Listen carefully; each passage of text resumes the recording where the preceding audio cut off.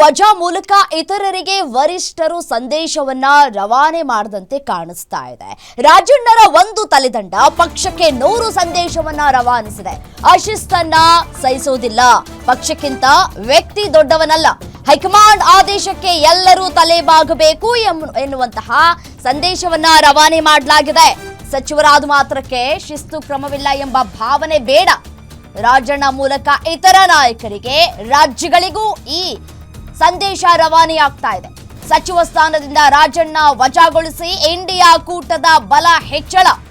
India ಕೂಟದ ನಾಯಕರ ಮಾತಿಗೆ ಮನ್ನಣೆ ನೀಡಿದ ಕಾಂಗ್ರೆಸ್ ಹೈಕಮಾಂಡ್. ಸಿಎಂ ಪರಮಾಪ್ತನಾದ್ರೂ ಪಕ್ಷದ ನಡೆ ಬಗ್ಗೆ ಮಾತನಾಡುವಂತಿಲ್ಲ. ಹಿಂದುಳಿದ ಸಮುದಾಯದ ಸಚಿವನಾದ್ರೂ ಅಶಿಸ್ತನ್ನ ಹೈಕಮಾಂಡ್ ಸಹಿಸೋದಿಲ್ಲ. ಸಂಪುಟ ಪುನರ್ರಚನೆ, ಹುದ್ದೆಗಳ ಬಗ್ಗೆ ಬಹಿರಂಗ ಹೇಳಿಕೆಯನ್ನ ಸಹಿಸೋದಿಲ್ಲ. ರಾಜೀನಾಮೆಯವರೆಗೂ ಪಕ್ಷ ಕಾಯೋದಿಲ್ಲ. ಅಶಿಸ್ತಿಗೆ ತಕ್ಷಣ ಕ್ರಮವನ್ನ ತೆಗೆದುಕೊಳ್ಳುತ್ತೆ ಅನ್ನುವಂತಹ ಸಂದೇಶವನ್ನ ಹೈಕಮಾಂಡ್ ಈ ಮೂಲಕ ರವಾನೆ ಮಾಡದಂತೆ ಕಾಣಿಸ್ತಾ ಇದೆ. ಇಲಾಖೆಯಲ್ಲಿ ಉತ್ತಮ ಕೆಲಸವನ್ನ ಮಾಡಿ ಪಕ್ಷದ ವಿರುದ್ಧ ಮಾತನಾಡಿದ್ರೆ ಸಹಿಸೋದಿಲ್ಲ. ಶಾಸಕರು ಸಮುದಾಯದ ಬಲ ಇದ್ರೂ ಕೂಡ ಶಿಸ್ತೇ ಮುಖ್ಯ ಅಂತ ಹೇಳಿ ವರಿಷ್ಠರು ಸಂದೇಶವನ್ನ ರವಾನೆ ಮಾಡದಂತೆ ಕಾಣಿಸ್ತಾ ಇದೆ.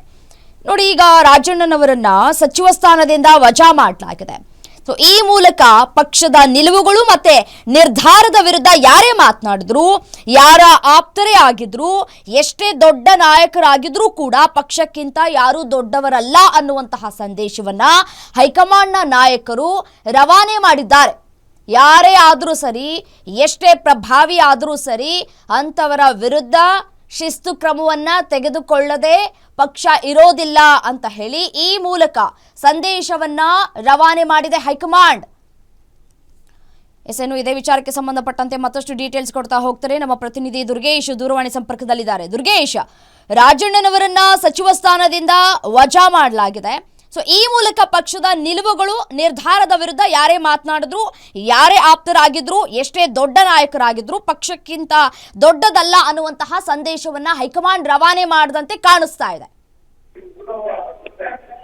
ಹೆಸರಮೆ ಏನು ರಾಜಣ್ಣವರ ವಜಾಗೊಳಿಸಿರುವಂತಹ ಕ್ರಮದ ಹಿಂದೆ ಸಾಕಷ್ಟು ಹೈಕಮಾಂಡ್ ಕಟ್ಟುನಿಟ್ಟಿನ ಕ್ರಮವನ್ನ ಕೈಗೊಳ್ಳೋದಕ್ಕೆ ನಾವು ರೆಡಿ ಇದ್ದೀವಿ, ನಮ್ಮ ಹೈಕಮಾಂಡ್ ಸ್ಟ್ರಾಂಗ್ ಇದೆ ಎನ್ನುವಂತ ಸಂದೇಶವನ್ನ ಈಗ ಕೊಟ್ಟಿರುವಂತದ್ದು. ಪ್ರಮುಖವಾಗಿ ಗಮನಿಸಬಹುದಾಗಿರುವಂತಹ ವಿಷಯ ಅಂದ್ರೆ ಸಿಎಂ ಸಿದ್ದರಾಮಯ್ಯ ಅವರು ಏನು ಸಿಎಂ ಕುರ್ಚಿ ಕಿತ್ತಾಟ ನಡೀತಾ ಇದೆ ಅನ್ನುವಂತ ರಾಜ್ಯದಲ್ಲಿ ಈ ಒಂದು ಚರ್ಚೆ ನಡೀತಾ ಇದೆ. ಈ ಚರ್ಚೆ ಸಂದರ್ಭದಲ್ಲಿ ಯಾರೆಲ್ಲ ಸಿಎಂ ಪರ ಡಿಸಿಎಂ ಪರ ಹೇಳಿಕೆಗಳನ್ನ ಕೊಡ್ತಾ ಇದ್ರು, ಪಕ್ಷದ ಶಿಸ್ತನ್ನ ಉಲ್ಲಂಘನೆ ಮಾಡಿ ಸಾಕಷ್ಟು ಬಾರಿ ಆರೋಪ ಪ್ರತ್ಯಾರೋಪಗಳನ್ನ ಮಾಡ್ತಾ ಇದ್ರು.